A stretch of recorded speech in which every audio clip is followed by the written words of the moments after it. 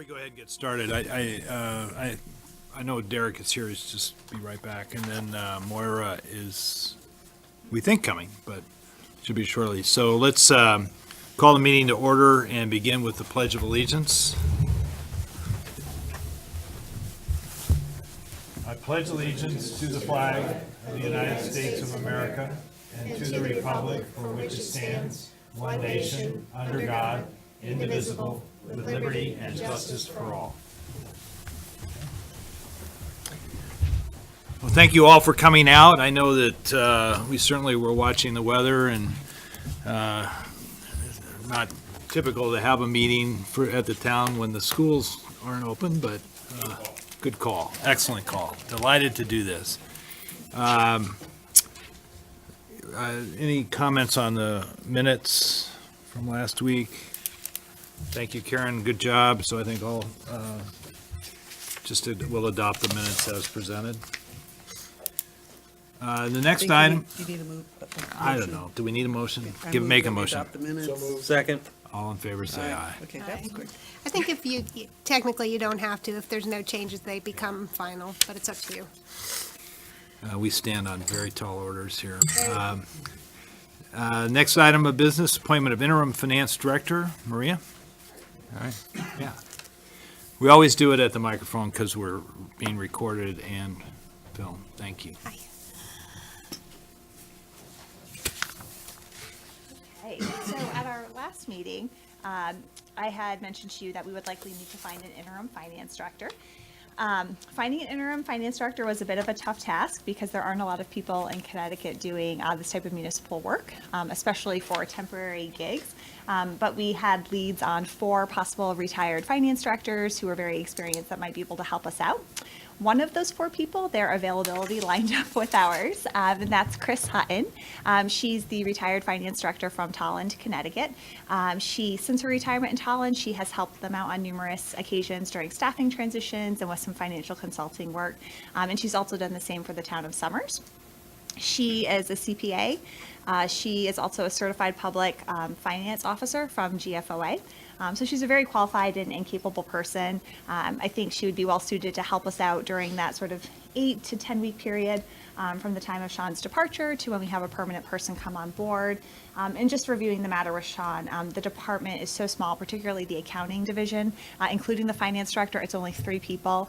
And with running weekly payroll and payables on a weekly basis, and going through budget season, we just didn't think it would be wise to go without an interim. So Chris is available and able to come and help us out 3 days a week. As I had mentioned at the last meeting, the charter is silent on an interim appointment. And so I had consulted with our town attorney about that, and he said just to err on the side of caution, take a conservative approach, work through an appointment process for the interim similar to what was outlined for permanent. So I'm making my recommendation to you all, hoping that you all would concur with the recommendation, and then I would bring that recommendation to the Board of Selectmen at their next regularly scheduled meeting. Okay, great. Maria had clarified for me that the appointment of the interim is effective after Sean leaves, Correct. but that she has agreed to come in before the appointment is effective to work as a temporary employee so that we can have some overlap, and especially because we're going to be right in the middle of the budget process. And my only requirement is that she be able to use the bill rate tool that Sean and others have. And I'm going to be here to watch to make sure, so, yeah. And all that capital, thing. Yeah. Yeah, the slides and Barbara everything else, yeah, exactly. No, that's all part of the same tool. That's Yeah, complicated. it is. And just one other point, Melissa and I both have a real strength in budgeting as well. She was an analyst early on in her career. I was also a budget analyst for a large city early on in my career. So I think from budgeting, we'll also, she and I, as needed, will be able to provide support to the department. But neither Melissa or I have a background in accounting or auditing. And so that piece in particular, we just really wanted to make sure that we got some extra help to, again, help with that transition and to provide some stability. Okay. So how is it that Christine came before you? Oh, sure. So there's sort of a network of finance officers, and I knew Christine a bit from my time in Mansfield. Holland was our neighbor next door, so I knew of her and of her work. And one of our leads said, "I'm not available during your time frame, but I think Chris Hutton is back from Florida in April, and she's still doing this work a little bit on the side for communities." So we're pretty fortunate in that Chris does spend part of her winters in Florida, but she would actually return that first week in April. So we're somewhat fortunate in the timing. Great. Yeah. And just for the public's information, it's about 19,000 for the 8 weeks. Correct. That's correct. Right. It would be about 19,000. And we're fortunate in that we, with Sean's salary savings, that the difference between what we would pay Chris and Sean's salary savings, that there is more than enough to cover her pay during that time period. Okay. Any other questions from Maria relative to this? The network is working, which is good. So I look for a motion. So moved. Second. All in favor, say aye. Aye. Great. Thank you. Thank you. Thank you. All right, next topic is the Board of Education 2018-2019 budget presentation. You're on. That's it, all right. Thank you, Ralph. So, appreciate having the opportunity to come out tonight and share our budget process with the board. We certainly sent a bunch of materials before a more detailed presentation of our Board of Education budget. So, experience over the years, my sixth time through now tells me to try to condense the number of slides and open up the dialogue. So I have this down to 10 slides, and it's really kind of a high-level overview of the more detailed information that you've been given. I also have Brian White here this evening. He's our middle school principal, and I know later on we're going to have a little bit of an opportunity, I hope, to talk about capital and maybe Henry James in particular and answer questions that board members might have. So Brian's going to work us through 5 slides of the Henry James project once we're wrapped up with operating. All right, so we will start kind of with the end in mind. This is the total budget that the Board of Education approved, $69,314,552, a little bit more than a $1.1 million increase, which is 1.75% over last year's spending and operating.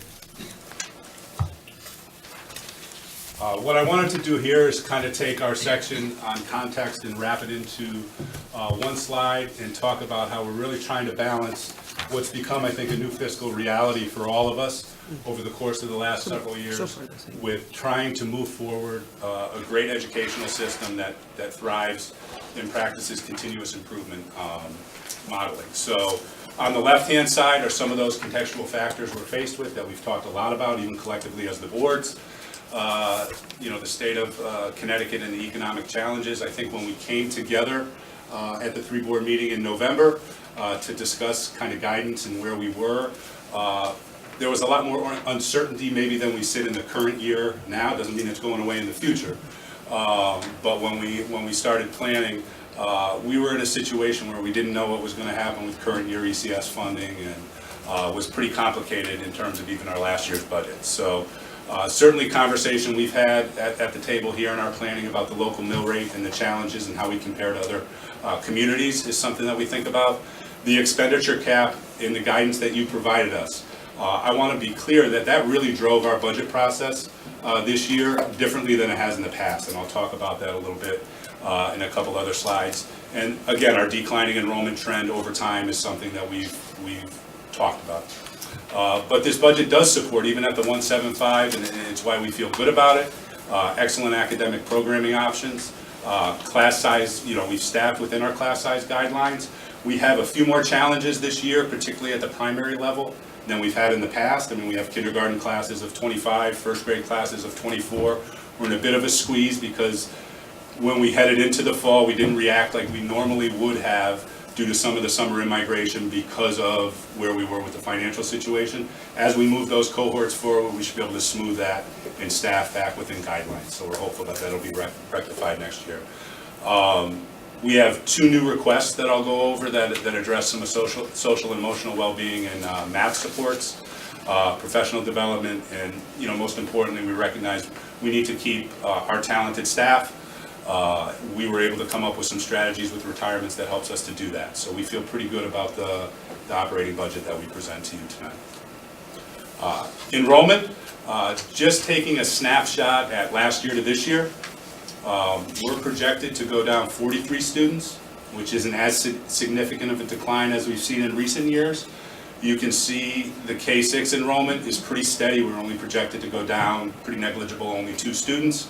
Middle school, 44 students, and the high school's up 3, so pretty negligible there as well. 2-year reduction of a little bit over 100 students, but including the FTE reductions this year and the process we went through last year, with that 100 student reduction, we've seen an FTE reduction of 18 and a half, so pretty significant from a staffing standpoint over the last 2 years. Wanted to talk a little bit about the process and how it differed for us, and this is where, you know, I want to say that the 1.75 drove our process. What we were dealing with the guideline, as well as the level of uncertainty we were in. I think both boards at the time put in, Board of Selectmen and Board of Ed put in spending freezes at the beginning of the year. We didn't know exactly where the current year would be spending. So we ran an exercise with our building level principals. Neil Sullivan, our Director of Personnel, ran that exercise, and it was really taking a look at all the staffing, certified and non-certified, having them come to the table with reduction scenarios and priorities. If we really had to cut deep, what would that look like? It was a painful exercise, but honestly, it allowed us to open up our dialogue in a way differently than we have in the past in terms of principal ownership in that process. So that was a positive. We were able, with the number of retirements, to really focus in on capturing the true value of some of these retired positions without replacing them, and I'll talk about that a little bit later. But the net result of that personnel exercise was a net savings of 6 full-time positions, approximately a reduction of $500,000. We also went through an exercise on the non-personnel side, where we started to look at some of our larger accounts, have them listed here, textbooks, supplies, and equipment, look at them a little bit more as a zero-base situation than rather a roll forward and an analysis. So in those 3 accounts, we found savings of $221,000 that are really helping us to kind of move the needle from where our fixed cost was down towards that 1.75. Budgeting process as a whole gives us an opportunity to really check our progress. So we talk about return on investment. I'm not going to go through all the bullets, but just to say that, you know, as superintendent, I'm extremely proud of how we do, not only from an achievement standpoint for our students, our achievements at a very high level, but we've received recognition in the arts, we've received recognition in our athletic programs, and we continue through the support of all our boards to be able to offer programs and opportunities for kids that are really, really exceptional. And I know that's the focus of our Board of Ed as we continue to move forward. These are a list of some of those accolades. A second slide just on strict achievement data and the accountability index. So the state of Connecticut has accountability measures that we are judged by. This is a comparative of how we do at the high school level, kind of at our culminating level, with the accountability testing at the state of Connecticut. You can see math, science, English language arts. Again, we still have improvement. We're still working on things, but we fare pretty well when stacked up with comparable communities. So wanted to talk quickly about fixed costs and kind of our planning process historically. When we start out, we roll forward our contracts and we take a look really at the second largest driver in our budget, which is our insurance and retirement estimates. So this is kind of a quick look at that, those main areas. You have our teachers' contracts, certainly our largest driver, an increase of a little bit over $1 million. You can see the administrator's contract increase. SFEP and NAGE are our custodial union group, as well as our secretarial and kind of paraprofessional group. You can see the increase there, and then contracts that are yet to be settled. We have our nurses contract in there. We have our unaffiliated group, central office administrative staff, and in that $176,000 as well is our transportation contract increase. So an increase of 0.26% there. And you can see all kind of wrapped up when we looked at starting our planning process, our fixed costs were above 3%. So there were 2 program improvements that our administrative group in their presentations to us and subsequently in our presentations to the board we're very supportive of. And it's a 1 FTE addition as an elementary math coach. We've had coaching positions in our district in different ways, and they've kind of ebbed and flowed in terms of the overall staffing level over the past 3 to 5 years. But we implemented a new math curriculum in K through 8th grade. This current year is our first year. Amongst our 5 elementary schools, we have 3.6 FTE. So this would take that to 4.6 FTE and would give us a model essentially where Terriffill would have a 0.6 or a part-time coach, and each additional building would have a full-time coach to support teachers with instructional improvements, professional development, monitor the intervention programs, which have really become an important part of what we do, and really help to launch more success in our math program.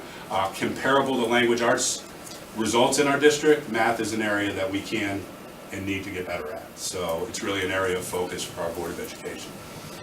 Also an additional social worker, so this would be our 3rd social worker, split across the 5 elementary schools. We just absolutely see a need. We're seeing more families in crisis. We're seeing more students in need of support.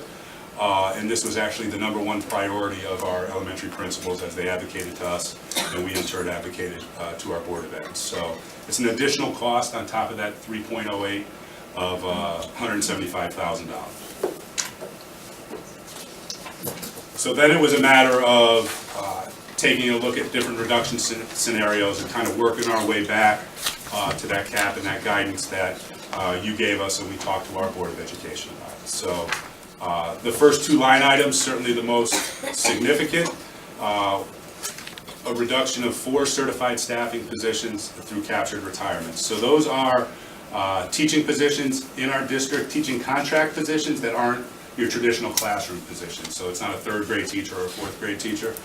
And we have done an analysis. We've had conversation with our principals, our board, about reducing those positions and looking at new ways to distribute some of those responsibilities across different roles.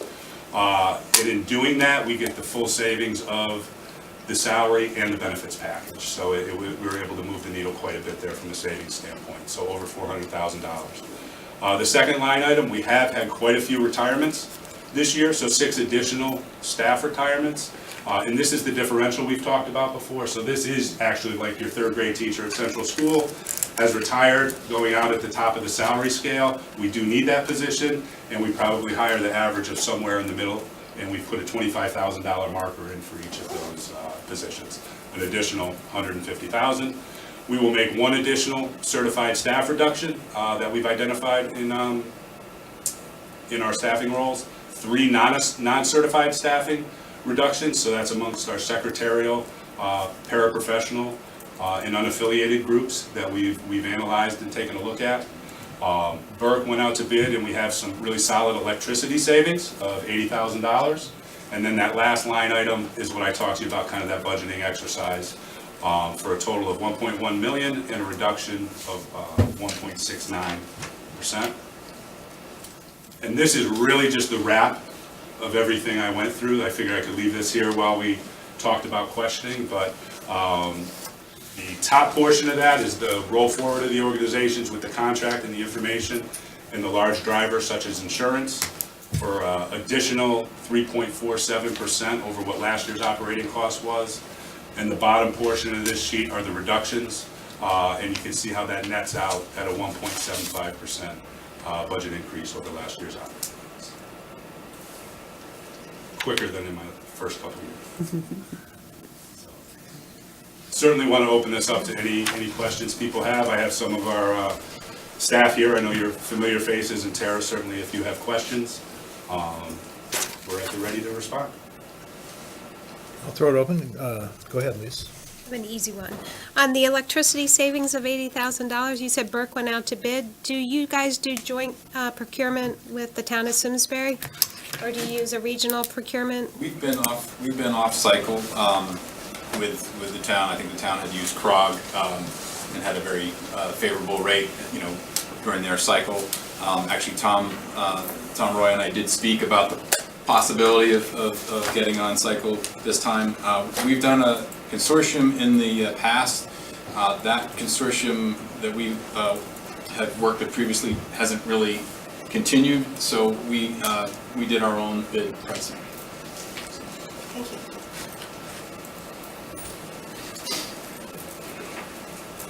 School safety, where does that fall in the budget, and where's the crossover between the town side and the Board of Ed side? Because in terms of officers being at the schools and et cetera. There's absolutely crossover in how we share the financial responsibility for the resource officers. We currently have 2 resource officers, so we split that cost on an annual basis with the town. We're addressing some requests for school security through the capital plan. This year, I think, I don't have the exact number in front of me, it's plus $800,000. Burke has some list of broad categories he can go over if you're interested. I mean, we haven't identified all the specific things, but we recently underwent an audit. We brought somebody in to conduct an audit at Simsbury High School and at Squadron Line, our largest elementary school, and have received some direction and some things to focus on. We're bringing that person back out to do 2 more of the elementary schools in the spring. So when you say split, that's 50-50 split? Correct. Benefits and salary. Yeah. Kevin? What? Kevin, no spreadsheets. Well, it was helpful to have the information before. I really Yeah. appreciate that. You guys have done a great job. I mean, following the direction of the 1.75%. So I, commend everybody for their hard work. Just explain the general control a little bit. The increase, I know it's unnegotiated contracts. I'm assuming that just gets spread out through everything rather than just, superintendent's salary and vice superintendent's salary. Yes, clarify that. This has been used for several years now as one location. We obviously don't want to show exactly what is in the various contract areas when we're doing bargaining, and ultimately each and every year you'll see that the prior year it's 0 because, like you said, we move it to the various categories. So we have salaries not only in general control, both admin and clerical. We have categories under instruction. We have categories under the 06 group, which include both security as well as maintenance. So you see on our on the budget summary, the green pages, the operational plant, the 0600. So the first line item is salaries, and also the school resource officer. It also includes some of our own security staff at the high school. And then, as Matt said earlier, we also, under the people transportation services, that contract also in the 0500 group is also where some of those salaries go, or contract amounts go. So on that same topic, I had sort of wondered about how, when we picked that $176,000 this year, what did we picked over the last 2 or 3 years, and how do we end up, because it all disappears into the line items, how much of the amount we guessed do we actually end up spending? Yeah, so I have the macro numbers. I don't have a clear percentage answer for you. Using last year's total, our reserve was $261,430. By way of illustration, the largest contract that was settled was our SFEP. So we had estimated that would cost us $116,720. We came in at $114,902. But there's ups and downs in all of our categories there. Yeah. And how big is the transportation budget that is unnegotiated, that, I'm just trying to get a sense, order of magnitude of. Right, so we have both regular ed and special ed, and then we have some specialty providers, but the contract with Salters is the one that we actually reference here, and that's for the non-special ed is over $1 million, but the special ed is also impacted by this rate, so it's really closer to two. So $2 million, and you're negotiating a 3-year contract or a 2-year contract? We did a 5-year bid, and then each year after the first year is an annual pricing update. So that's where, you know, this is our third year that we're talking about here.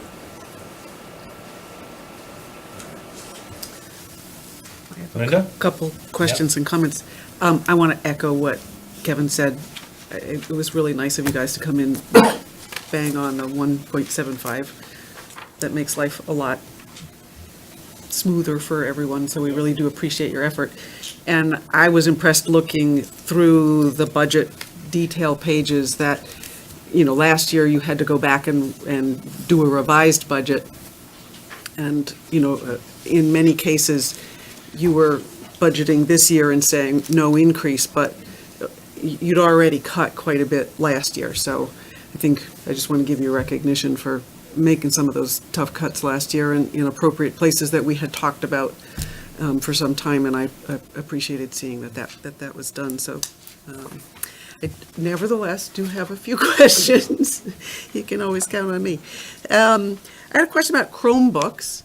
I read in the newsletter and the newspapers about your Chromebooks, and I wondered in the long run if you could talk about that in relation to textbooks. And I bring it up in part because my niece and nephew are in a school system where they have Chromebooks also, or some little computers like that, and they have no textbooks. Everything is online, which they love because they don't have to carry these humongous backpacks around anymore. But it also, as I understand, because my sister-in-law works in the school department, it has saved them a lot of money on textbooks. And I know from your presentation, you talked about that you're trying to reduce textbooks, but I just wondered if you could talk a little bit about if we've got everyone in the high school carrying a computer around, why are they also carrying any books? And where are we going with that? I think that's evolving over time, and Aaron, I don't want to put you on the spot. I mean, we're working now with some open source materials which are similar to what you're talking about, so I don't know if you want to jump in and just give. We've been An doing that example of over that? the last, I'd say, 5 or 6 years, trying to, the textbooks that we have purchased have online options with them as well. So it does decrease the amount of books that kids have to carry, so we're in the middle of some of those. But over the last 2 years, we've really been looking at the open source. Right now, we have some piloting going on, so we hope to move more in that direction. And I think that you can see from our textbook budget, we've Yep. cut it almost Yep. $95,000. Yeah, I did see that, and I appreciated that. All right, good, I think that's great, and I'm glad to see that, because we've talked about that for a few years, so that's. Could I jump in with one more bit of information? I meant to talk about it in my Sure. closing the slide, and that's on the, I'm sure it'll come up, but the non-lapsing account. So last year, when we budgeted, we were trying to move the number and looking at, I mean, Lisa and I both, at just about every area we could in terms of trying to lower that number for the next operating year. So we're in a favorable position this year, large parts of two things.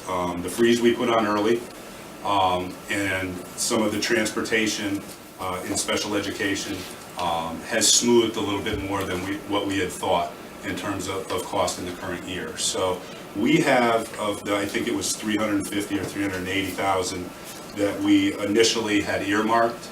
We're projecting that we're going to have $315,000 in the non-lapsing account. And I just want to be clear that my 1.75% increase does not include using that money. So I know one of the things we talked about last year were, in tough times, creating potential cliffs.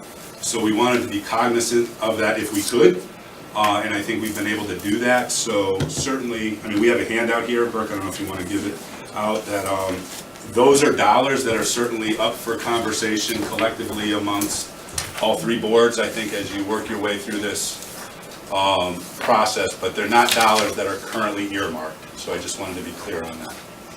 Thanks. I had a similar question, actually, about, these yellow pages. It's page 34. And you made a little footnote about the use of the choice funding of $400,000. So that, in the case of the choice funding, you did. So that was last year. So we saw an increase in open choice enrollment, and it put us to a new threshold of 4% of our overall student population. With that, you got additional funding from the grant. So as part of the planning process last year, we looked at what, cost center could we shift towards that grant. We thought equipment was a good one, not personnel, because if something happens with those grant funds, I mean, certainly you have to make the decision of what's in and what's out. And we thought it was much more feasible to have that conversation about equipment rather than people. So we are continuing that process because that grant funding is still here. Okay, so that was, and I think that's something we might want to talk about, at least from my perspective. I know a couple of us were a little uncomfortable about last year, the notion that when revenue comes in, that you get to use it to offset expenses, because the expense budget is the expense budget, and if that revenue goes away, those expenses don't, unless they're one-time expenses. Is that what these are? It's an annual attendance grant that we've had for, No, I know where the Right. grant comes from, I'm asking about the what you're using to equipment's an offset. annual zero-based budget, I mean, in terms of how we look at it. So in terms of knowing that we're gonna utilize the funds for something, and in grants, they're usually supplant, not, Right. supplement. You have to be kind of careful with that language, but I mean, I get your point. We felt there was a great use of the grants to try to. But it's not control like costs. hiring a new person with this year's grant and then have to pay them for 5 years with a grant you are uncertain of. This is buying equipment with the grant this year. And if there's no grant next year, But there will you be just an don't IRA. buy the equipment. Zero, Yeah. net zero. Yeah, And the town aid road is the same. They use that for purchase of equipment for the most part, except for last year when the world fell apart.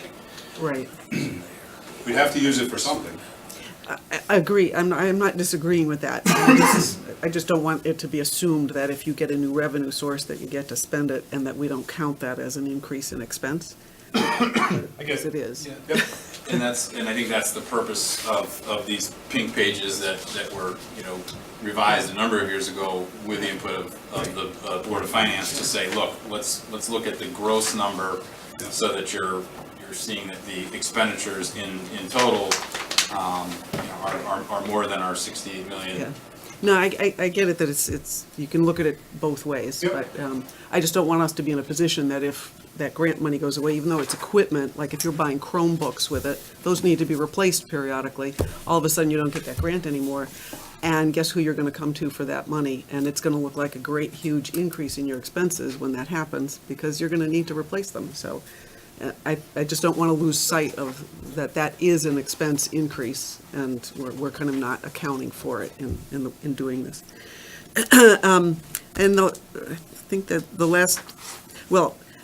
last question or comment I had is about class size, and I think this is a topic we've discussed multiple times over the years, but, and I think you have gotten a little better this year from my perspective, but we're still seeing a pretty large number of classes that are under the recommended range, and I want to emphasize that you use the word recommended range. It's not a cap, it's not a ceiling, it's a recommended range, but we don't seem to ever want to go over that range. And so either you need to change the terminology and admit that that's actually a ceiling, in which case then there's a policy discussion around why is that a ceiling? Or if it's a target, you expect people to miss the target equally on all sides, and we're only missing the target below. And I'm a nerd about this, Not only, well, more, so. much more. So I just think that's an area in the long run that needs some further policy discussion on your part, because I think there's some opportunity there. When I just went through, because I appreciated getting all of the detail Yeah. on the lines, there were cases where the recommended class size is, 22 to 25, and there were 49 students but 3 classes. So why? I'm sure, and I'm picking one example, I'm sure for every one example there are reasons, but then when it turns out that there's, 50 some odd cases where the class size is below the range and only a handful where it's above, it starts to look skewed. So that's just a concern for the future. Just to follow up on that question, do we have a percentage of what classes are over and what classes are Yeah, under? it's in here. Okay. Yeah, you gave us that. It's expressed in the number of classes above and Yeah, the not number of percentage, classes but below the it's- range, but the number of classes Some below. of it too is, and I understand your point, and certainly in the primary levels this year, you know, we're in a much tougher spot than we've been in the last 10 years. I mean, that's reality. At the high school, some of this is the number of sections and that the complexities of scheduling, and that you're nipping a point two, and that we much more look at the overall average of like, okay, what is the average size of your English level ones? Rather than focus on, okay, you got a 26 here and a 19 there, why don't you have a 24? And I mean, there's just a lot of complexities that It go is. into it. I When you get have that. over I 500 get it. classes that you're Yeah. scheduling, but I understand your The one point, that left it out comes up was every year. Tuesday. You know, I know that last year, the number at the high school, the number of classes below went in the direction you would want it to see, and the number of classes that went above went in the direction we don't like it to see. So, you know, on a one-year trend, I think it's like a negotiation. Nobody leaves completely happy with what happened. Okay. That's it for comments. I mean, I really think you guys did a great job. I'm still, this is not about you, but about our overall budget, very concerned that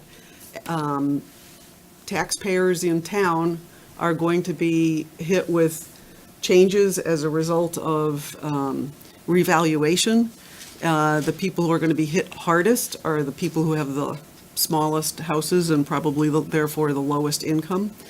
And they're not going to be able to write things off on their taxes in the way that they used to. And, you know, I think once we get to modeling, you know, we're going to have to look at how things come out, because I really don't want to see older people and struggling families suddenly hit with huge tax increases on their little houses. So I don't want to assume that everything is, even though I think you did a great job, and I don't have any further comments, we may not be done. We may be done if we're lucky, but we may not. The only comment I'd make is that I wouldn't equate smallest houses with smallest incomes. Not always. In terms of the Chromebooks, that's not entirely a town cost, correct? Isn't that also paid for by the parents of the kids who are using them?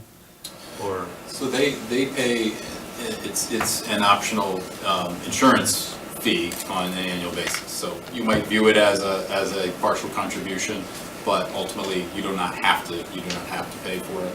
And at the end of the students' 4 years, they can actually take that Chromebook if they paid for the So, okay, so at 4 years, they're considered obsolete, and so we do have to buy new ones. And we haven't had a group that's had them for 4 years yet, so this is part of a plan. What Work in happens if they progress. lose This is it or the first break year. it? the That's The why they have insurance is for it. insurance, and If they have the would be insurance. responsible if they don't have the insurance. right. So then they have to pay for it, and you have to actually collect that. Good luck. Well, I'm a prime example of that. Last one? Never mind. Yeah. No. Car backed up over it. Oh, but- nice. But I will tell you that it's actually very economical. I will. You do good negotiating on your Chromebooks. Lisa? I'll also echo, I should have echoed that at the beginning, but thank you, great job. And I also wanted to recognize Matt and Burke, who have been very open. I know I've taken multiple calls from us, and so to the extent, if you think people watching, we haven't asked a lot of questions, all of us have, actually. So I do want to appreciate your openness and willingness to explain different line items, and your reaching out to us. That was very, very helpful. I wanted to echo what Linda was saying. I think, Sean, you may have mentioned that the average tax assessment went up by 8%. Is that what you told me? So the median, right, if you were a median house on the last list, the median increase of the median house was 8.8%. So that, 8.8. so even though the mill rate is going down, those people will see a tax increase, which is what Linda was getting at. So it's sort of a very complicated scenario, and also with the car tax, those are all going up. So there's going to be a double hit there. I did want to let the board know that I reached out to Representative Hampton and asked him to reach out to OPM or OLR to try and get an impact, to Linda's point on the deductions. The President Trump eliminated the state and local tax deduction, capped it at $10,000. for a lot of our Simsbury residents, that will be a significant hit on taxes as well. So as, you know, we looked at the balance, the balance, I don't know what you call it. The scales, I would just, from our perspective, we need to add the salt cap as a weight that we should think about. The what cap? Also pulling. It's the called state and itemized- local taxes, Should salt. we pull an itemized deduction as well as the increase, an itemized deduction to offset the salt tax? So that's it's complicated. So there is, right, you eliminate the itemized deduction, but you get other deductions. So it's not a net. I mean, if you look at the reports in the financial institutions, they do think the salt tax will salt cap will adversely impact states like Connecticut, Massachusetts, New York, and Yeah, California. but, I mean, this is all important, and it's the environment with which we Right. work, but the process in which we have to function is the one that we've started. And as Linda Absolutely. says, it starts with the expense budgets, and then we consider the income sources and the levels of reserves, and then we set the tax based on the grand list. So we have a Absolutely. new moving variable this year in an environment that itself is moving. Absolutely. So the impact will vary considerably Absolutely. based on your income, your level of deductions before or after the adjustments in the tax, all of that. But what we have to focus on is the right level of reserves and taxes for our taxpayers. And again, I'll say the same thing again. It starts with the budget, expense budgets, and we really appreciate the concerted effort made here and the transparency, and I'll say the same thing. And both Matt and Burke have been very open to us to have questions and meetings, and I sent an email at 7 o'clock yesterday morning that had a page of questions that got answered by the afternoon, which is really very, very helpful. Anybody else have anything? I have a couple things I don't always like to go last, but. We'll I do will- capital after this? Are We will do okay. capital in just a minute, yeah. I would echo a lot of the same things. I think one of my questions was, we're using Governor Malloy's ECS number out of the February budget, which is different than the one that was out of the approved budget in October. It's lower. But we always have to be cognizant of the fact that it's never final till it's final, and even after it's final, it's not final. It can change in the middle of the year as it has more than once over the last couple of years. So I guess sort of a general question, almost rhetorical, but what are our contingency plans if we ended up without that increase in ECS that's in the budget this year over last year?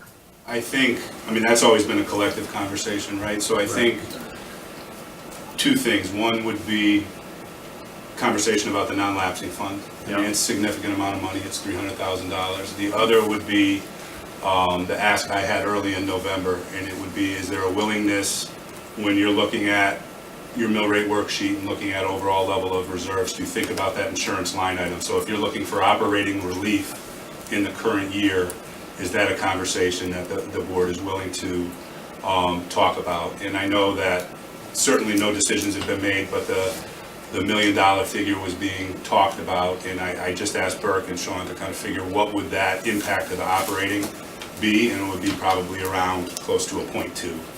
So, that would be my kind of quick answer, Rob, between those two areas, which I know are not just our decisions, they're collective conversations.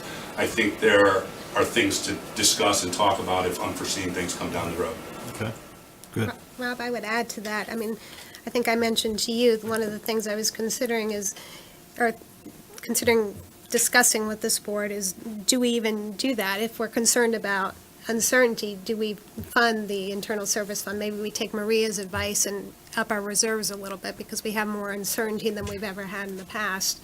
Maybe I that just think we're going to stays. have some interesting discussions about the level of reserves overall and the geography, where, where those reserves end up in terms of reserves for specific funds or just general funds or flexibility, because we don't know where, similar to what we did last year, we put a number into the Board of Selectmen's budget that was, thank God we didn't have to have, but it had the flexibility then to be used if and where we needed it, so It's that's interesting, good. we were given a presentation, superintendent's I guess, late in the fall, about the new recommended levels in the budget for ECS. In some communities that have been presented with like a 5-year step down of basically reductions in their ECS. Simsbury is not one of the 17 to 25 communities that's been targeted for any of those reductions, which is interesting. Good. I wanted to add just to the discussion about class size and long-range planning, and I was made a strong point in our November tri-board meeting about being sure we had a line item, and we're going to get to capital in a minute, but this is important to me anyway, that we try to take the time and spend the money to think about where we are today and where we want to be. And I can't help but think that class size is a function of the number of schools we have and how many cohorts there are per elementary school. And I think we all recognize what a luxury it is of a town of 20-some thousand people to have as many community elementary schools as we do. But that comes at a cost, and I'm not sure it's the most efficient way to deliver education. And a great example of that is the hiring of essentially a fifth math coach to be building-based. And that's why I asked the question today. If we had 3 elementary schools of squadron size, and I know this is provocative to say this, but I'm saying it out loud, that there could be some economies of scale, and the slicing and dicing of classes by size when a few more students show up is easier when you have more cohorts in the same building than you do otherwise. And I also recognize there's some real dynamics in town in terms of where new housing is being built and how that's going to impact schools downstream. So it's, we need to spend the time and the money and do this right with an open mind and a long-range view about where we could be 5 or 10 years from now. And I know there are people, certainly on the Board of Education, that are frustrated by the delay in some of the capital projects that have been on the docket for a number of years. Same will go for the town as well, and Citizens Senior Center and things like that. But a comprehensive plan, I hope $200,000 is the right amount to do something that's thoughtful, thorough, and done in real time so that we can make some actions and not just an intellectual enterprise or exercise to get to a place. And then we can start to fight the fight about raising the capital. The town has the capacity to borrow and build because of our excellent stewardship of the taxpayers' money over time. And so we should be thinking about how we could effectively do that longer term. And with a mind towards operating economies of scale as being one of the drivers, as well as updating the plant and making it more efficient. So that's my pitch, and I hope we can continue to work in that direction. Brian, when he has an opportunity to talk about Henry James, Burke has a scope of the work that's defined for that kind of long-range planning you're talking about to pass out to the board that he can certainly speak to a little bit after. But we wanted to define that, at least have that tonight for board members to look at, because I think it starts to get at some of the things we're talking about. So just a point where, Sean, do we need to move this do we have action we need to take tonight on the operating budget? No, we would typically, the Board of Finance would take all the actions at your last meeting of the month. So now, if that's scheduled for March 28th, you could move all of the budgets. And Okay. be advisable too, because at that point, you'll have the full capital. Because they plan. go to the public hearing together. Correct, yeah, including the capital plan. All right, so let's move on to the Board of Ed's capital budget. Brian, we're going to switch seats, buddy. All right?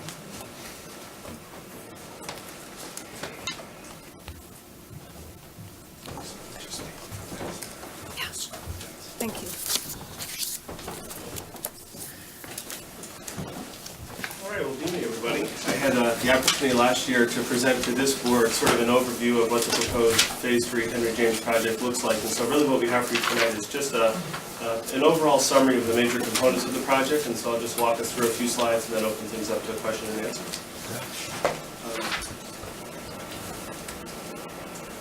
So really what we've come to refer to as Phase 3 would be a significant improvement to our middle school here in town. Going back about a few years ago, we were asked by the Board of Ed to really come back with our recommendations for what would it take to not only bring Henry James up to modern standards, but really ensure that we have a competitive facility in town when we look at other area communities similar to Simsbury and what they're able to provide through their middle schools, both in terms of the facility and in turn the programming that facility supports. And so Phase 3 would be an overall improvement to the entire school. I mean, we'd essentially be renovating all of our instructional spaces, but there are some significant components that we want to highlight this evening. Those components are right there in front of you on the slide. We would propose the construction of a new library media center, which we've referred to in our conversations with staff and faculty and parents as a new learning commons. We would have updates to all of our current science classrooms, and that would involve the relocation of some of those science classrooms and modernizing spaces that really haven't been touched since the school's original construction in 1957. We're proposing the addition of an auditorium to support our award-winning music program. We'd also renovate our technology engineering wing. I mentioned classroom renovations, and we'd also have some additional updates and other building improvements, such as completing our fire suppression system. So this just shows kind of an overview at a glance of the areas that would be emphasized in this project. You can see the areas in green are identified as heavy renovation on the building map. What you see there on the main floor, which is the top portion of the slide, new science classroom areas. You also see in blue where the proposed library and media center would be. You also see where the proposed location of the new auditorium would be. Also on that slide, you see where our technology engineering wing is and that area that would be affected by the construction. The next few slides just provide you with some conceptual ideas. I mean, these were generated by the architects that we've been consulting with. This is a CLAB concept, and by CLAB we mean classroom lab. It's essentially a combination of the two. What you would see in terms of a new science facility is a classroom space, not unlike most classroom spaces that you're familiar with. This would be larger in size, so it would be consistent with current construction code and construction standards. Most importantly, however, is the creation of lab spaces that are conducive to the current teaching of science. We have new science standards which really emphasize engineering. The science facilities at the middle school were really intended by design to meet the needs of a high school curriculum, and so probably the science a lot of us remember with Bunsen burners and flasks and test tubes. We don't teach biology and chemistry at the middle level. We're really moving more towards engineering and what we refer to as STEM-based instruction, which is an integration of science, technology, engineering, and mathematics. These new lab spaces would be conducive to that type of teaching and learning. They would also have modern standards in terms of safety. They would also have modern standards in terms of technology, not just to meet current needs, but to give us the adaptability to expand in time as those needs change. This is just a highlight of the larger map that you saw earlier. This really emphasizes what we're referring to as our learning commons. This would be the new media center. This space by design would be a hub of literacy for the school. It's very purposely built in a central location. It also serves as a linkage to the technology and engineering wing by design. That space that connects the two is something that we call the makerspace. We've presently had a lot of success with this program at the middle school in our current library media center, and it essentially links the design and research area that would be your library with the application and sort of industrial arts aspect of the school program. So kind of a neat concept, but really is there to meet a very basic need. Our current library is very limited in its size, and therefore it's limited in what we can use it for. This would provide us with a space that's not only conducive to current teaching and learning, but would meet the basic needs of our school. Again, just an artist concept of what that space could look like. As you can see, it's really an open concept. We're no longer thinking of school libraries as simply places to warehouse books. As we move to teaching and learning practices that are more collaborative and research-based in nature, this space would allow for that type of teaching and learning. It would also afford us a lot of flexibility as a school to accommodate different numbers of classes simultaneously, which we presently cannot do. This slide just provides you with an overview of where the auditorium is, and just for your reference and for the reference of folks at home, if you're facing Henry James from Firetown Road, this would be all the way to the left by our rear driveway entrance. And so this slide doesn't capture that, but that's physically where it would be located. And then you just have two artist concepts of what that space could look like. So that's pretty much the overview. We did want to give people an opportunity to ask any questions that they have. How many seats in the auditorium? I know we've asked this before, so. 400. And the high school holds, 1,000, just under 1,000. How many kids are at Henry James? Currently 650. Next year, we're anticipating 600. So you would not fit all of your kids in the auditorium? That is correct. The designs on auditoriums are not built to fit an entire student body.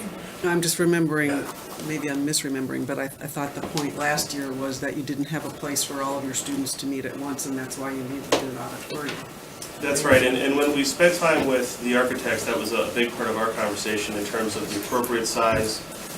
They definitely utilized different sort of building standards that we were sort of taught in the course of those conversations.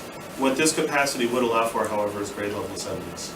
And so we currently don't even have space for that. And so while we wouldn't be able to fit the entire school in its entirety, we would have a space that we could bring in teams and grade levels of students for programming. The CLAB concept would fall within the STEM improvements or no? That's right. It's at the heart of those improvements.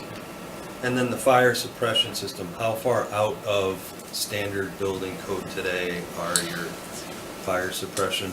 It's basically a question of, we have about 50% of the building sprinkled. We need to get the remaining 50%. We've been making progress with phases 1 and 2, but there's still significant portions of the buildings. And when you go back to that slide, the red is where we still need to get sprinklers. I had a follow-up. I know, Brian, I've had an opportunity to tour the area and tour your school with you. Thank you for that. And I've spoken with both Tara and Matt. And as I understand it, the concept of the auditorium is not just for the students, but you view it as a community asset and will be open to the community. I think, Tara, you've been talking with a lot of community groups. Can you talk us who you've talked to? I have reached out to many of the community aspects, and I know Brian and Angela have sent emails to a lot of these organizations as well with some of this information. But I've spoken to the Performing Arts Center. Missy DeNunio was very excited about the opportunity to have an off-season position place or a smaller venue at her capacity. We've got the Senior Center. I talked to them, and they oftentimes have to turn people away from Eno because of size, shape, and availability for programming that they would be loving an opportunity like this.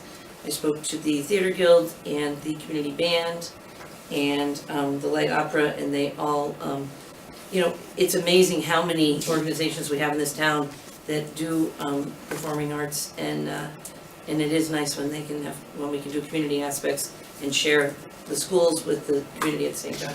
And Tara, you had mentioned that during the planning process, there would be an opportunity for input. So it obviously can't change the design because it's for the school, but there may be can you do this, and it's no cost, yeah. Even now, at this point, Commission for Aging and Disabilities has contacted us and brought to attention the opportunities for, making sure that we have the right sound system and potential cameras and things that that are helpful to know that we need, and that putting them in at construction is much easier in wiring before retrofitting, of course.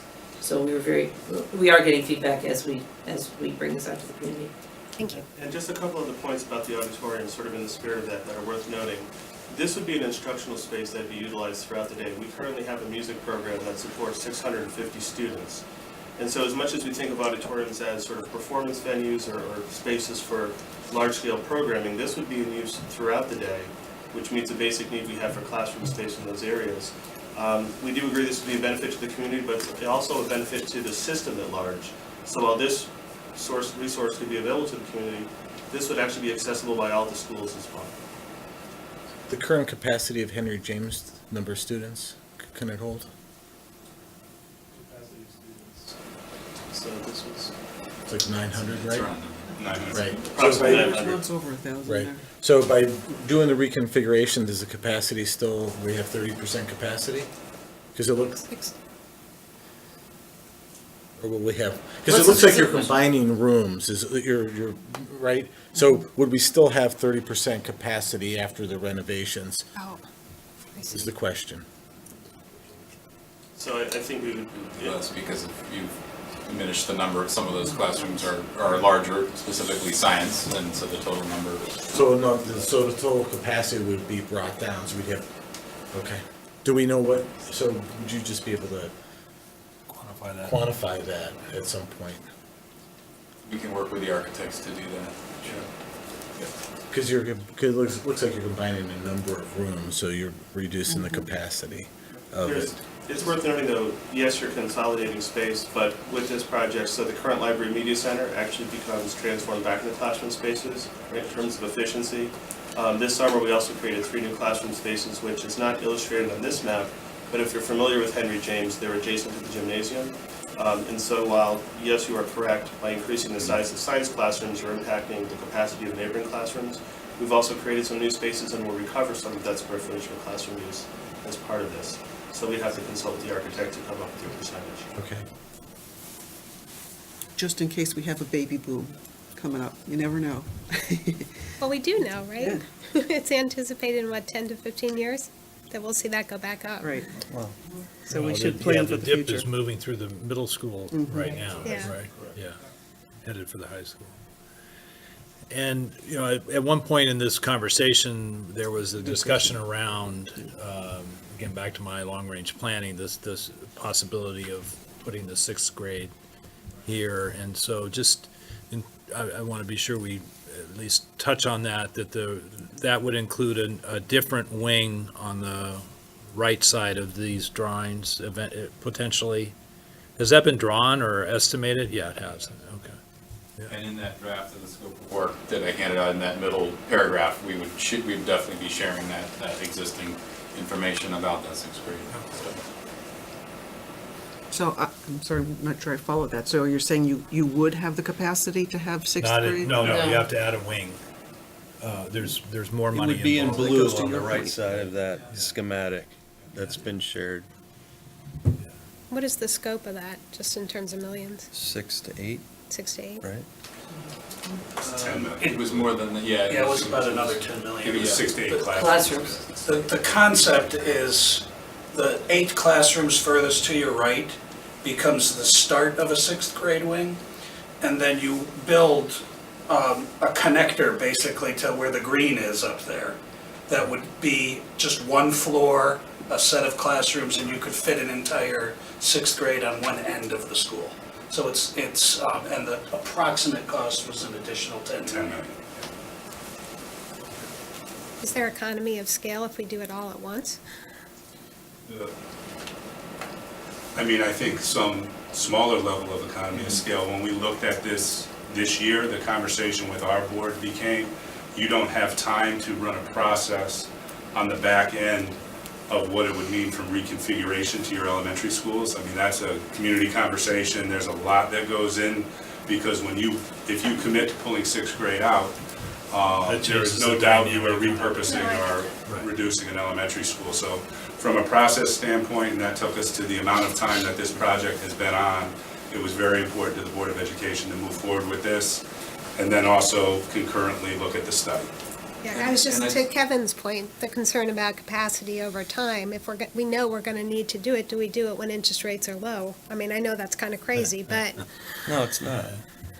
They are low, they'll be We low have for a good while. reserves right? too, which means our borrowing costs would be Right. lower. right. So it's just something to throw out there. We did that, when we did Simsbury Farms, there was a smaller project, and at that time Bob Hensley said, this is crazy, interest rates are so low, just finish it. So that's kind of crazy, and I hadn't thought about it until Kevin, you made that great point about capacity. So I appreciate that. So I don't know. I mean, We have discussed it at length at board level, and felt that this was the most prudent method going forward. I mean, very early on, you would even discussed it with the public about, this, We've had discussions with the right? public. Out in your, Yes. in your communications with the public, and I agree with that. I think the disconnect is that there's an immediate line draw between a reduction of an elementary school with the addition of the 6th grade to the Henry James School, which I don't agree with. I think the idea of adding a 6th grade to the junior high school is to create a 21st century classroom where you're integrating sixth grade classrooms into the CLAB and STEM concept, at least touch points to those, not where they're fully integrated into that, but that they can touch those points and then are more readily, they're more ready for the high school classrooms and then on to college. I think the discussion needs to be outside the elimination of of an elementary school and more about how we're going to create something where in an environment where people have the option, and Rob, you had mentioned, earlier about, classroom, class size is a function of mill rate also. So if you're looking at a group of people who are deciding that they want to live in the valley, and they're looking at Simsbury and Farmington and Avon, and they're saying, okay, well, why should I move to Simsbury we have this concept and we have this program where we have 6, 7, 8, and your kids are going to be better off being in sixth grade at the junior high school.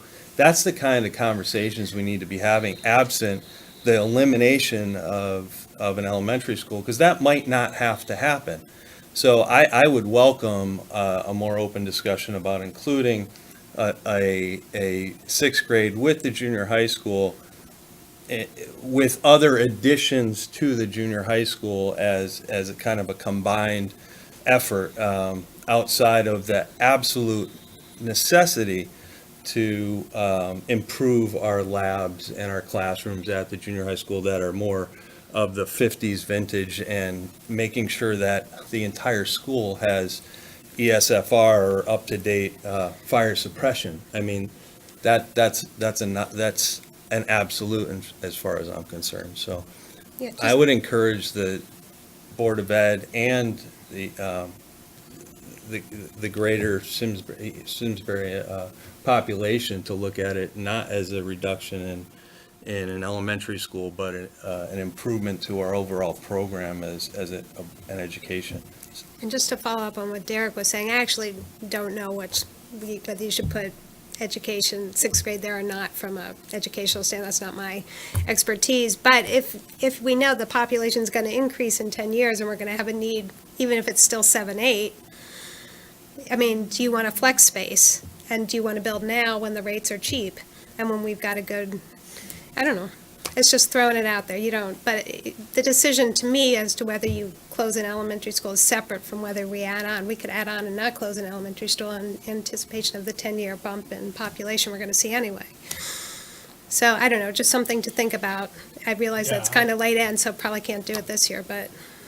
Yeah, so I think that's sort of where we find, I just want to clarify that I'm not supporting the long-range plan with the singular goal of reducing the number of schools we have. Yeah. That's not it at all. I want to think about the quality and quantity of the plant going forward with a longer view than one school at a time, one painful approval at a time. And so this isn't necessarily, I agree with you completely, Derek, that having a state-of-the-art lab and technology center as part of our town is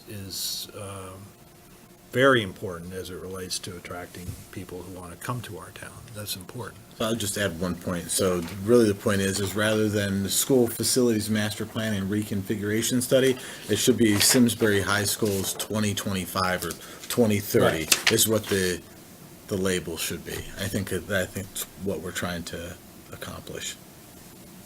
So help me understand that. I'm not understanding the master plan today. Was that just really about improvements in each school, or was it growth? I think we're all on the same page. I really do, and I think it's becoming about semantics a little bit, but I think I agree with what Derek's saying 100%. I mean, when we think about sixth grade, we would certainly talk about what educational benefits there are to doing that in terms of bringing, I mean, there's a host of things you can talk about in terms of the core curriculum, having a continuum of 3 grades, greater parent buy-in. I mean, there's a lot of things I think that will come out of the conversation. I mean, we wanted to have something tangible to put in front of you tonight because, quite honestly, we are listening to your feedback along the way and are trying to balance support for a project with taking a long-term look. So Derek's on the committee with us in terms of facilities and enrollment. we can look at this and rename and tweak and call it different things. But I think we're on the same page in terms of conceptually what we're talking about. Yes, I was talking about building regardless of that, just if you're gonna have to build when it's cheap. We also have the percentage that you've asked us to stay Yeah, within no, as I get well. it, I get So, that. you know, So that's the other thing I want to say. When we've We'd had love to a lot of conversations Anything you on the want. town side, and Maria and Sean, very collaboratively trying to move projects around and work within what is now at 7%. I know there's a larger conversation of 6, 7 to 7 and what that looks like. But as it currently sits, the collective capital plans fit within the 7% with what we've moved. So that's probably not tonight's conversation, but, and that's the back end of what we're doing too, which is what No, we're no, looking I at, appreciate that. $6. No, that's our responsibility is to be sure that all of this is done in the context of what the taxpayers can afford, what's appropriate for them, levels of reserve, all the rest of that. What's the appropriate level of debt and debt service, all of those things.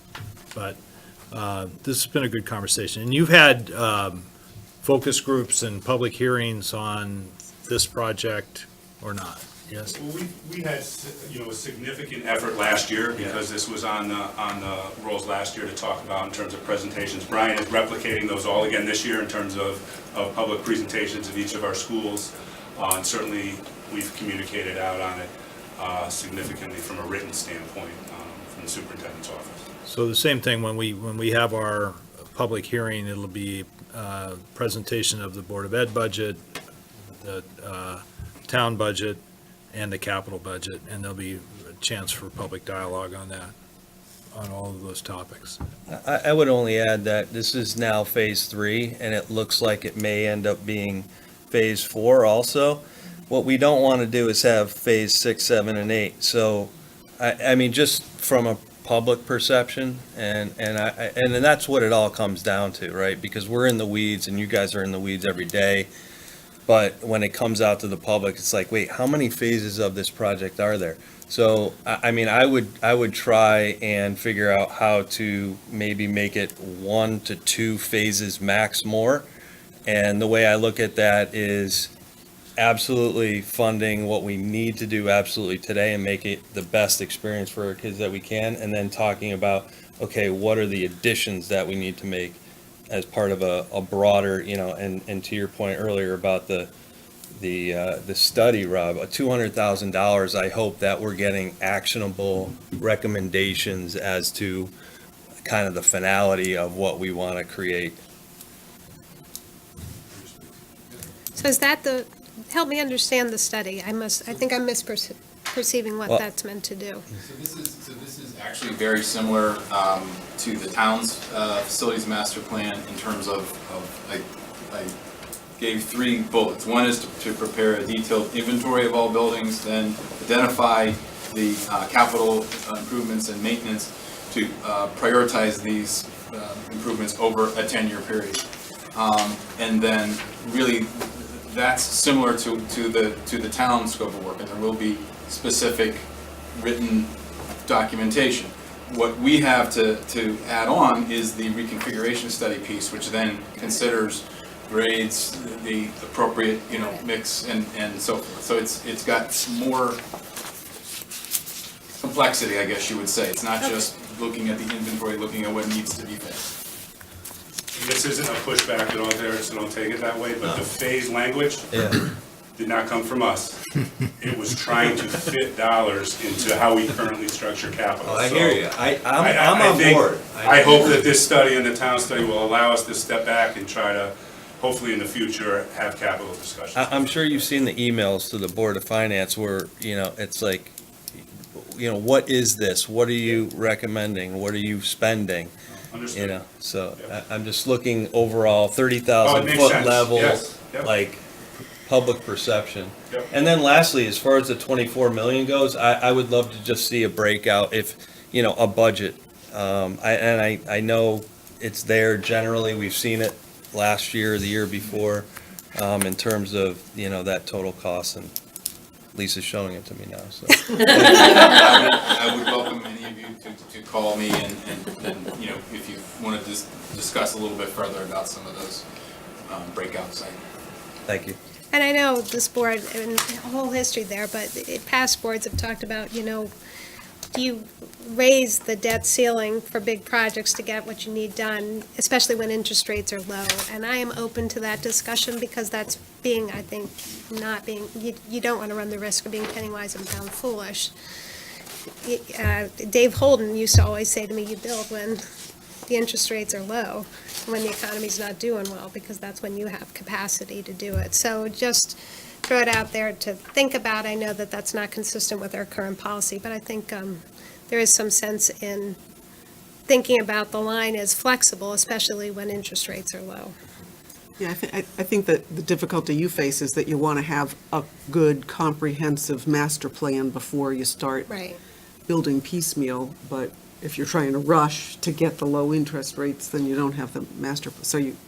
It's part of a stuck. broader discussion Yeah. too, because we have just general, reserves, right? Okay, we've talked about, well, we should spend more reserves and get it down closer to 10%. Well, at the same time that we're trying to reduce our reserves to 10%, and then bringing a $25 to $30 million project to the forefront, the Right. rating agencies are gonna look at that and say, okay, where's the stability in this, in the economics?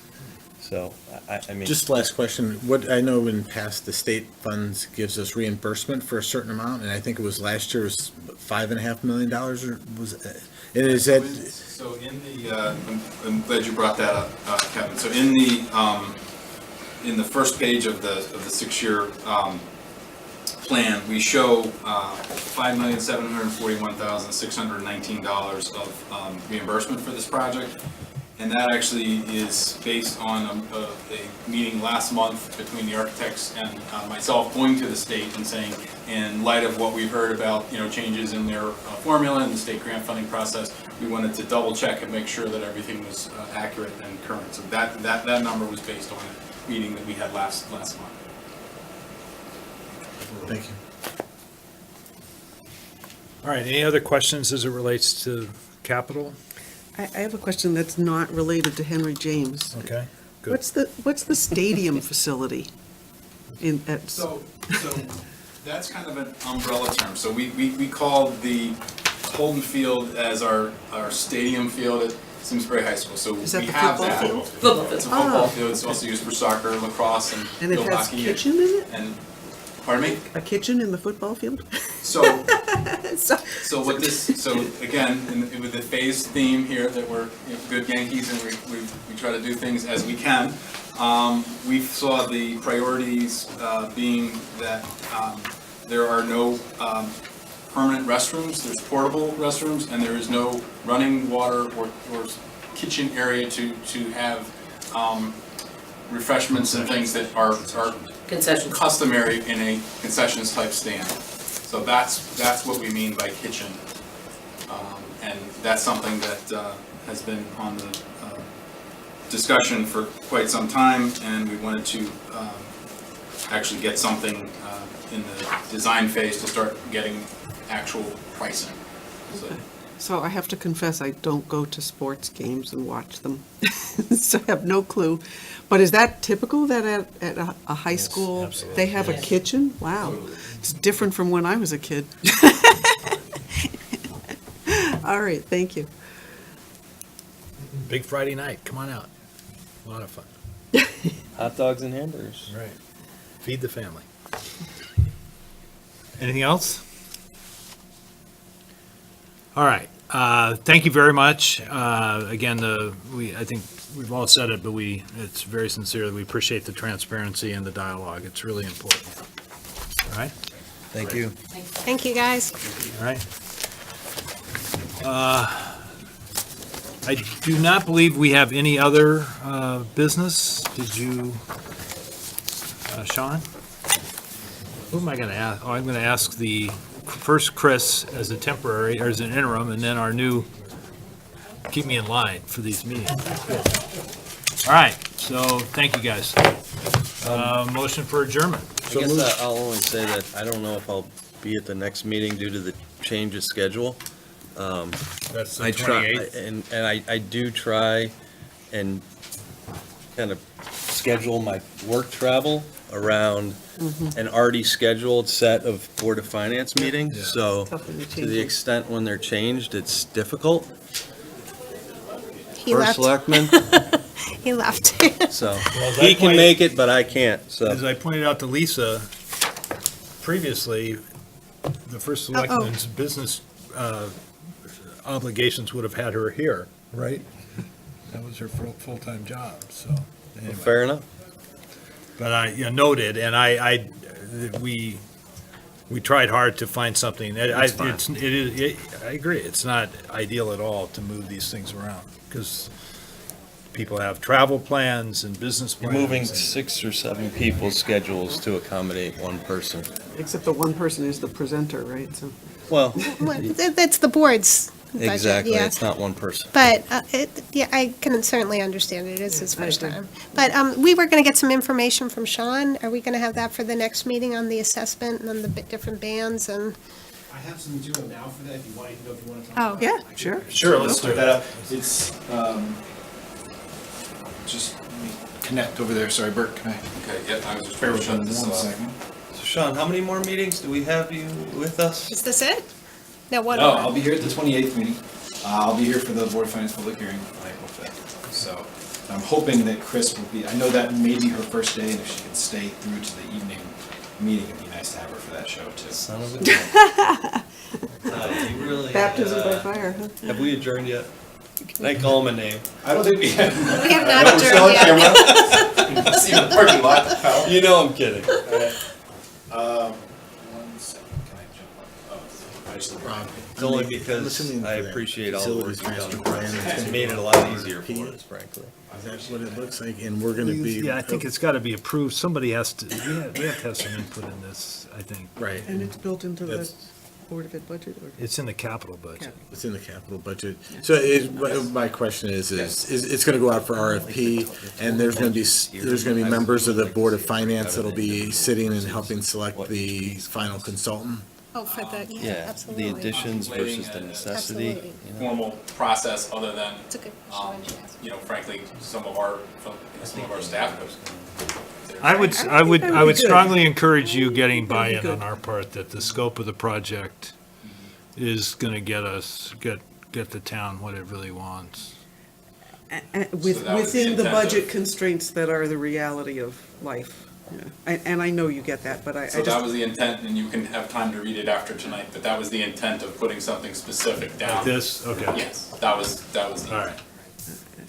I just don't want it to go out and like, let's build the 21st, 22nd century school Well, no, that's system why I without- said, it without had, any I mean, for budget $200,000, it has to be pretty crisply written, constraints. the RFP, because if you want I've to looked get. at, I've looked at like 5 different study samples, one of which it being Farmington, one of which being Mansfield, one of which being Cheshire, the other of which being South Windsor, and there's one other that I've looked at. So I've got a The template. vision and template of sort of that next thing, and then worked with Jeff Shea on the one that he's getting ready for the town to, to select their consultant. So again, it would be unique because of the reconfiguration piece. There's a core portion of this study that's very nuts and bolts, that is a lot of work.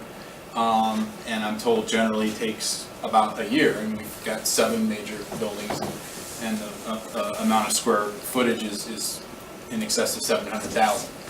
But then what I try to show there with some milestone deadlines there that would be as aggressive as I think you could have, is you're having sort of a parallel of working on this side of things, which is looking at the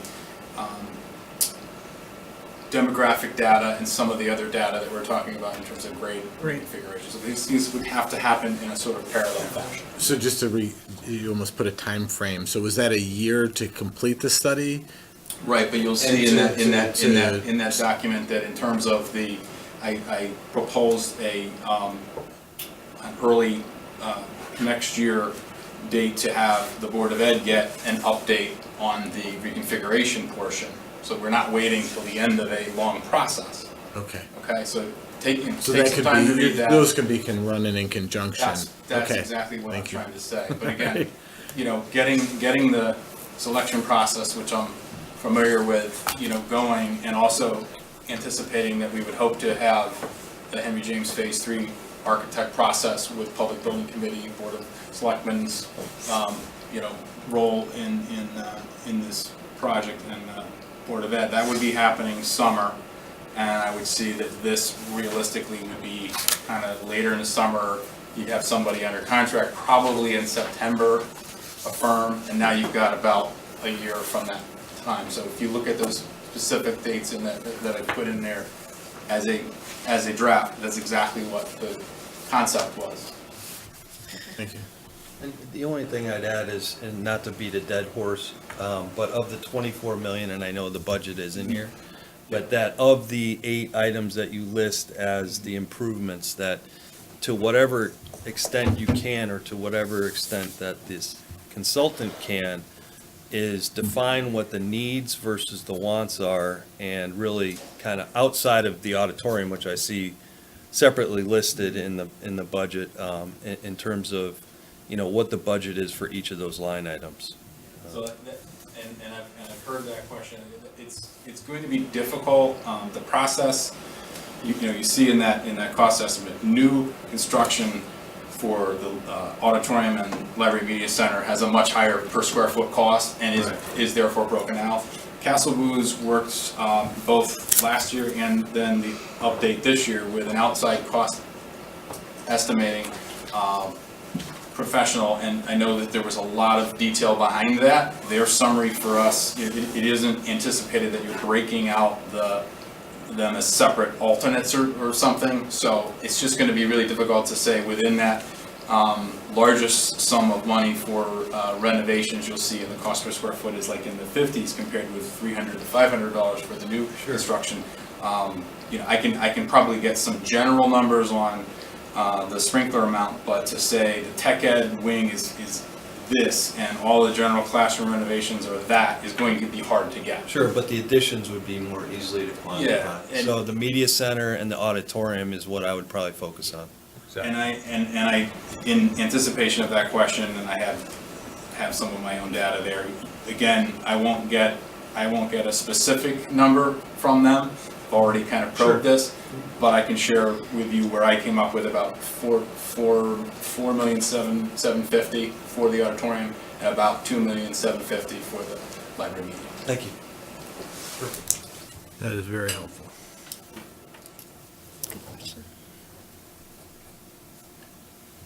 And with all of that, Sure. So, thanks to Bert. Yeah, thanks, Bert. so the slide you have up here, and I'll walk you through how these bands were calculated. And first of all, just a thank you to David for doing a lot of number crunching on this. What you have in the far left column are homes, you have bands of homes, right?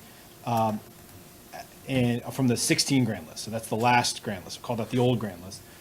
If you take that first one, these are values, not assessed values, so these are actual, think of them as market rate values, right? So if your home was worth $167,000 or less, the reason we chose 167 is that's about 60% of the median being 274,000 on the last list.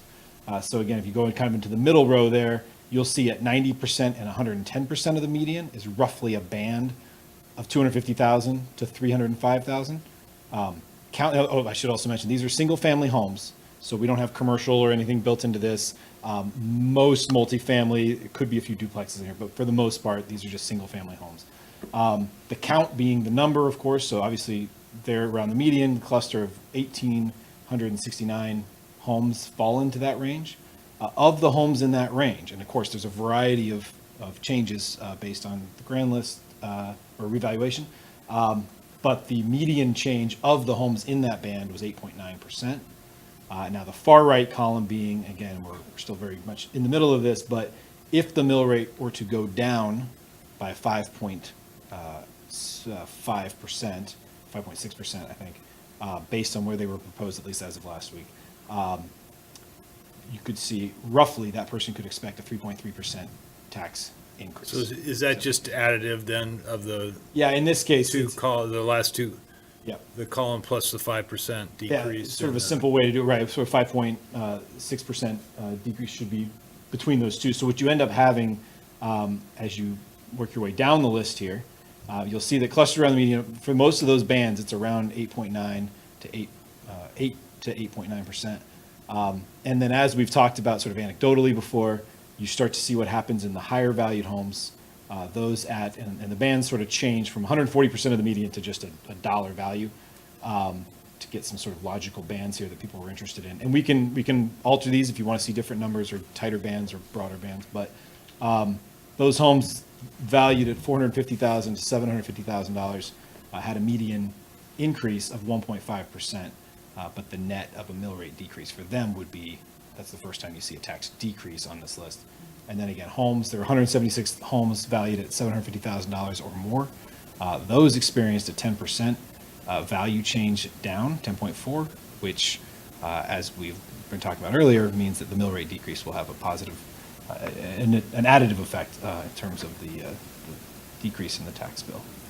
But Can you email that to the us? 389 to 450, it says 140% to 450,000. What's that percentage that's supposed to be the Median. 450? Yeah, the 450 here, we just chose $450,000 as a dollar amount that people were asking about. We could put in 160% and tell you what that okay. number is. Yeah, Yeah. I don't actually know off the top of my head what that 450 represents. I think it's. Everything else is in percentages, and then you Yep. have a dollar amount. Yeah, I know, it is, this is how it came from David. I could ask him, I think at that point we started, rather than Well, you can have see those set bands are percent much bands. wider. The Yeah, last no, I three bands are understand. much bigger. And part of it is because I asked him, people were asking specifically, well, higher value homes, and for different people that means different things, but roughly people wanted to see around $450,000 or $500,000, and then above $750,000. We could certainly put above $1 million on here, I can give you that count. But I think the It's a- percent it's a for that just regressive isn't as change. round as the others. It was like 157% or something like that, and we just, at that point, decided to just choose ranges. So Sean, you could say a 6% value increase in your property is essentially a flat tax, even though the mill rate's gone down. Is that? That's correct. Roughly 6%, as they were, if everything stands as presented. Right, And I also, right. it's important to remember here, and the Board of Selectmen made a point of saying this at their budget workshop on Saturday, everyone understands the mill rate is the purview of the Board of Finance, and the assumptions used in even calculating those were just ones that we had discussed on the most recent mill rate worksheet. I know there's no agreement, there's been no votes on even using that $1 million of reserves or not. That's a policy decision that swings this percent by about 1%, so, we can talk about that more. And just to ask, these are sort of obvious questions, but I want to ask them and be sure we get the get the answer. Sure. There is no, statewide, the towns have to use 70% of actual value. Yep. And they have to apply the same percentage to every category of home. We couldn't, as a town, decide to have a different mill rate for different levels of class.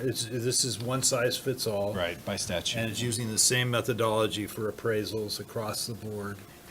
And then you go through the appeal process. And the appeal process is based on, well, my house isn't worth that much, or my Right. house didn't go up that much, or I didn't put those kinds of, fact-based, not, Sure. this is just too high, Sure. right? Yep, that's correct, yeah. And as a It's follow. based on market reality. Right. That the big, huge houses just aren't selling for as much as they used to. I mean, those people have lost value in their homes. But unfortunately, those don't also reflect income, so they don't have more money to pay the higher taxes for those that are. Geez, who thought Malloy would redistribute wealth like that? It's a strange, Isn't it? it's a regressive way. Right, Yeah. I said, who knew Malloy would redistribute wealth like that? Well, it's a demographic thing as well, because Right. all of a sudden, you're gonna see a wave of 29 to 35-year-olds become 35 to 40-year-olds and Right. wanna buy home, I'm already seeing it, yeah. And it's already starting, so, this is just a point in time. It's Right. 1 year, It'll not flip next back year. at some point. I was curious if the board thought from an economic development standpoint, it would be good to know, if for no reason at all, but who the top 15 taxpayers were in the town. Sure, well, we put. Individuals or? No, not, I'm sorry, outside of home ownership. Oh, yes, You know, okay. like economic development, so businesses and So that's- commercial. I can That's pull it in up. the CAFR, right? There's the top Is 10 it? list is at the It's back of the listed, CAFR. yeah. The businesses, yeah. Let me see if I can pull that up real quick. I think I should even have that still on my, see if the final copy. And we don't know what impact those businesses, well, what's the business impact on reval? Do we know? What's that? Small, right? Sorry, say that again? Business impact on reval? I know some apartments saw a big increase in value, right? Yes, yeah, I could pull that back up again too, if you'd like to see. Let me see. I don't mean to digress. We don't, Sure. I don't need, if it's in the CAFR, I don't need to see it now. Okay. Again, I'm a year in, I'm getting ahead of my skis here, so. But yeah, it is, the only confusing part in the CAFR is the names, some of the names, and if you have questions about them, let me know. It's like but an LLC They have or LLC something. names for, so one is Simsbury Commons, but it's actually called E/O//something Yep. else. Right. For a long time, Hartford was right there on top. That's all right. IBM, This is the first year it's not. IBM Credit was the highest taxpayer for a long time because they had all of the computers at the Hartford. That's interesting. I did not Didn't mean know to that. digress. That's way back though. The only follow-up, you had mentioned the appeals, and I know our last meeting, I think Kevin asked, how are the appeals looking? It was actually the day of our deadline for appeals, and they are certainly significant. We have a number of appeals pending. Is the variance different than what was our guidance? Too new to So- say, right? It's a little too early to say. I think right now, I'm starting to, and at our next meeting, I put on the mill rate worksheet, David's recommending a different adjustment. That 1.7 million that we had as expected to come up, I'm looking at more like $5 million as probably a conservative estimate of value change off of that. It has about an impact of about 0.06 mils, so it's not moving the dial enormously, but to be a little more conservative, I think it's going to be, we're going to need more than the 1.7 million. I mean, theoretically, we could win all of them, right? We've had tax appeals where people come in for a tax appeal and they end up with a higher assessment than when they came in. It's actually happened a few stop times. But theoretically, but we have some big ones, and certainly all the large commercial ones you would expect have come in and appealed, and many of those will go straight to court, and we won't know for a while. But some of those, in fact, this Thursday, the Board of Assessment Appeals is seeing, I believe, about $50 million worth of home properties that are above $1 million that they normally don't hear. They usually go straight to court, but hoping we can work some of those out and settle them earlier. So again, it's an evolving process, unfortunately, in these years, but I do want to build in a little bit of conservatism in that for some People with contingency houses there. over $1 million should just go home and keep their mouth shut, right? I mean, really? Well, 16%? but At least, maybe at it's least. well, maybe there's some outliers. Right, there's always outliers. That's in a every case. median response. Yeah, absolutely. But people who have higher assessed homes pay more taxes. And have been. Yeah, absolutely. Right, and it's important to remember, even last year when the home was theoretically worth less, or the last 2 years, we haven't been revaled for 5 years, so just as the argument is their tax bill is going down, in some ways, they've actually been overpaying for the last couple of years. So you can look at it both ways. Anybody coming into the town anybody who's paying a little bit more in that bracket has a house that's more in demand today than the larger houses, arguably as well.